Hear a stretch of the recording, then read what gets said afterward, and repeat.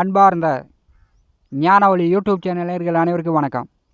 இந்த பதிவில் மகர ராசி அவிட்ட நட்சத்திர அன்பர்களுக்கு 2025 ஆங்கில புத்தாண்டு சிறப்பு பலன்கள் காணலாம். வாக்கிய கணித பஞ்சாங்கப்படி கன்னியா லக்னம், போராட நட்சத்திரம் 4ஆம் பாதம், தனுசு ராசியில் 2025 வருஷம் பிறக்கிறது. குரோதி வருஷம் மார்கழி மாதம் 17ஆம் தேதி புதன்கிழமை. பொன் கிடைத்தாலும் புதன் கிடைக்காது என்று பழமொழி சொல்வார்கள். இந்த வருஷம் கல்வி பயிலும் மாணவர்களுக்கு சிறப்பு. புதிய தொழில் கல்வி விருத்தியாகும்.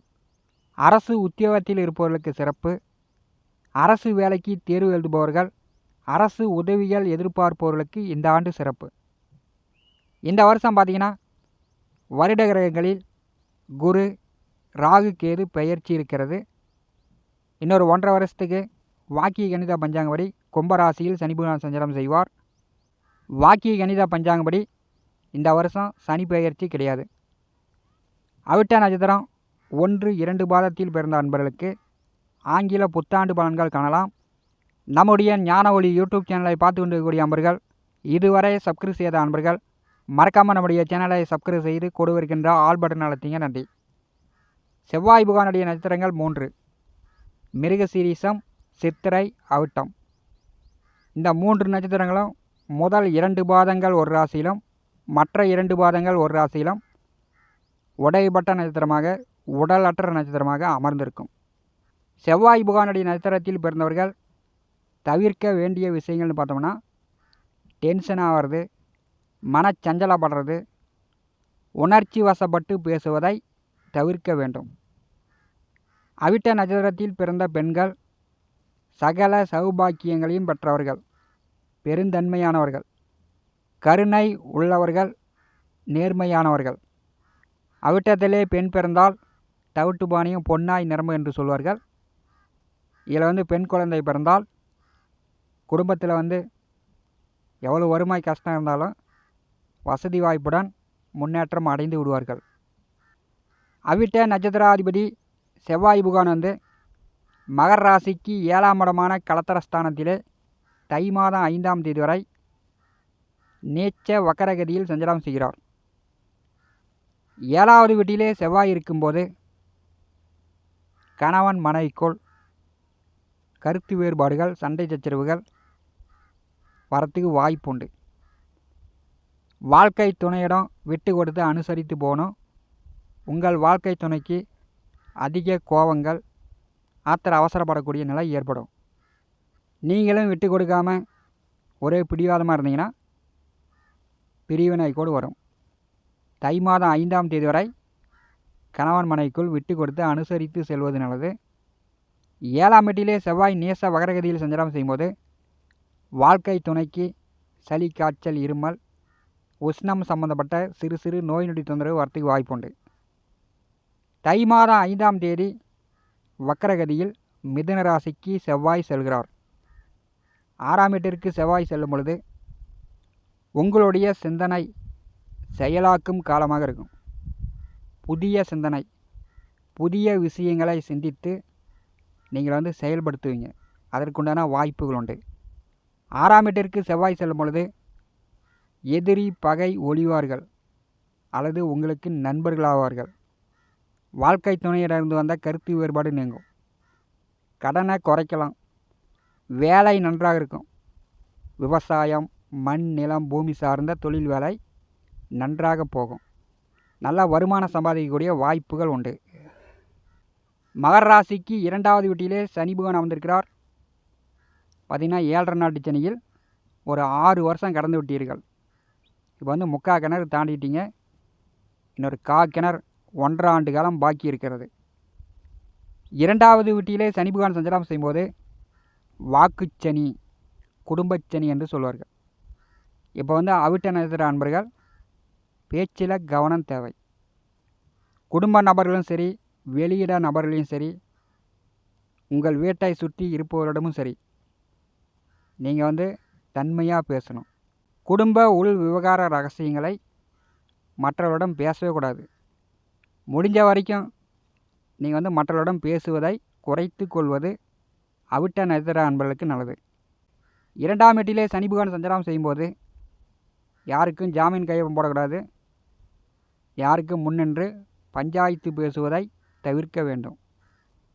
இன்னொரு 1.5 வருஷம் குடும்பச்சனியாக வாக்குச்சனியாக இருக்கும்போது இப்போ தான் நிதானமாக இருக்கணும், பொறுமையாக இருக்கணும். இல்லைன்னா குடும்ப பிரிவு ஏற்பட்டு விடும். 2025 வருடம் சித்திரை மாதம் வரை ராகு பகவான் 3வது வீட்டிலும் கேது பகவான் மகர ராசிக்கு 9வது வீட்டிலும் சஞ்சாரம் செய்கிறார்கள். தைரிய வீரியஸ்தானத்திலே ராகு சஞ்சாரம் செய்யும்போது ஆணவமா அகம்பாவமா எனக்கே எல்லாம் தெரியும் அப்படின்னு நீங்களே சுயமாக முடிவெடுத்து குடும்ப நபர்களை அல்லல் பட வைக்கக்கூடாது. குடும்ப நபர்களிடமும் கேட்கணும். பெற்றோர்களிடம், திருமணமாயிருந்தால் வாழ்க்கை துணையிடம், பெரிய பிள்ளைங்களாக இருந்தால் பிள்ளைகளிடம் குடும்ப நபர்களுடைய ஆலோசனை பெற்று செயல்பட வேண்டும். தானே முடிவெடுத்து தடுமாறக்கூடிய நிலையும் அவிட்ட நட்சத்திர அன்பர்களுக்கு ஏற்படும். பாக்கியத்திலே கேது அமர்ந்திருக்கும் போது வழிபாடு தடங்கள் ஏற்படும். நினச்ச நேரத்தில் நாம் போய் ஒரு கோயிலுக்கு போக முடியாது. நினச்ச நேரத்தில் நம்ம வேண்டுதல் நிறைவேற்றாமல் போயிடும். ஒரு சிலருக்கு அதிக பயணங்கள் ஏற்படும். கோயிலாக போயிட்டுருக்கிற மாதிரி இருக்கும். நிறையா பரிகாரங்கள் செய்துட்டு இருக்கிற மாதிரி இருக்கும்.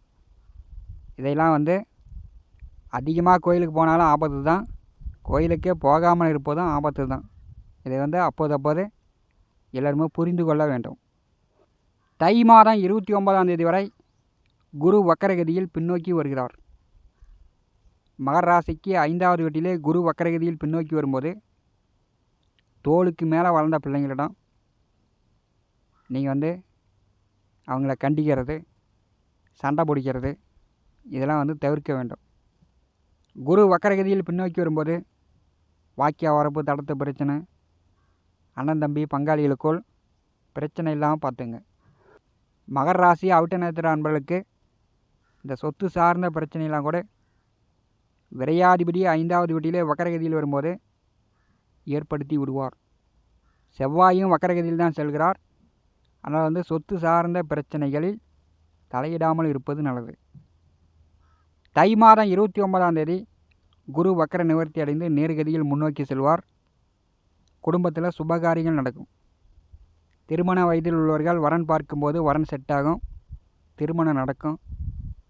தந்தை காலத்துக்கு பிறகு பூரிய சொத்துக்களை பாகப்பிரிவினை செய்யக்கூடியவர்கள் பூரிய சொத்துக்களை பாகப்பிரிவினை செய்து கொள்ளலாம். அண்ணன் தம்பி பங்காளிகள் ஒற்றுமையாக வருவாங்க. திருமணம் செய்து ஓரிரு வருட காலம் புத்திர பாக்கியம் இல்லாதவர்களுக்கு தை மாதம் 29ஆம் தேதி பிறகு புத்திர பாக்கியம் உண்டு. பிள்ளைகளால் இருந்து வந்த கருத்து வேறுபாடுகள் நீங்கி பிள்ளைகளுடைய உதவி ஆதரவு கிடைக்கும். 2025ஆம் வருடம் அதாவது தமிழோட படி சித்திரை மாதம் ராகு கேது பயிற்சி இருக்கிறது. கும்பராசிக்கு ராகுவும் சிம்மராசிக்கு கேதுவும் பயிற்சி ஆகிறார்கள். 2வது வீட்டிலே ராகு சனி கூட்டணி சேரும்போது மகர ராசி அவிட்ட நட்சத்திர அன்பர்கள் தொழில் கற்றுக்கக்கூடியவர்கள், வேலை கற்றுக்கக்கூடியவர்கள், வெளிநாடு போகணும், வெளிநாடு போய் படிக்கணும், வெளிநாடு போய் வேலை செய்யணும் அப்படின்னு வெளிநாடு அயல்நாடு வேலைக்கு முயற்சி செய்யக்கூடியவர்களுக்கு அந்த முயற்சிகள் உடனே வெற்றியாகும். 2வது வீட்டிலே ராகு சனி கூட்டணி சேரும்போது வீட்டை விட்டு குடும்பத்தை விட்டு சொந்த காலில் சுய உழைப்பின் மூலம் நீங்கள் பணம் சேமிக்கலாம். உங்களுடைய சொந்த உழைப்பின் மூலம் வண்டி வாகனங்கள் வாங்கலாம், வீடு கட்டலாம். அப்பா வாங்கிய கடனை குடும்ப கடனை கொடுத்து அடைக்கலாம். கடனை கட்டலாம்.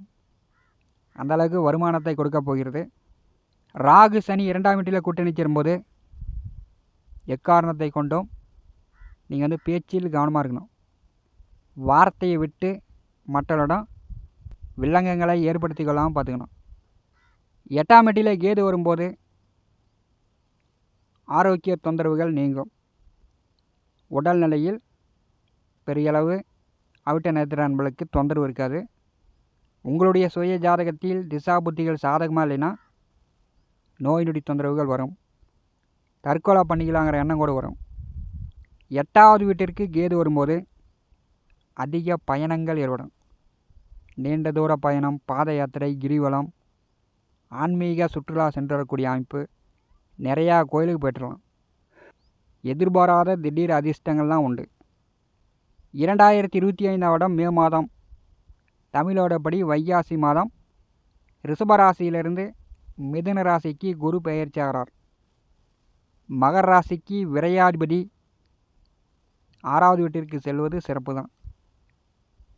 கடந்த ஓராண்டு காலமாக 5வது வீட்டில் அமர்ந்து பிள்ளைகள் வழியிலும் சொத்துக்கள் வழியிலும் தொல்லை தொந்தரவுகள் கொடுத்திருந்தார் என்றால் 6ஆம் வீட்டிற்கு செல்லும்போது சத்துரு, பகை, கடன், நோய் தீரும். சொத்து பேரில் சொத்து பத்திரங்களை பேங்கில் அடமானம் வைத்து கடன் பெற்றவர்கள் கூட கடனை அடைத்திட்டு சொத்து பத்திரங்களை வாங்கிடலாம்.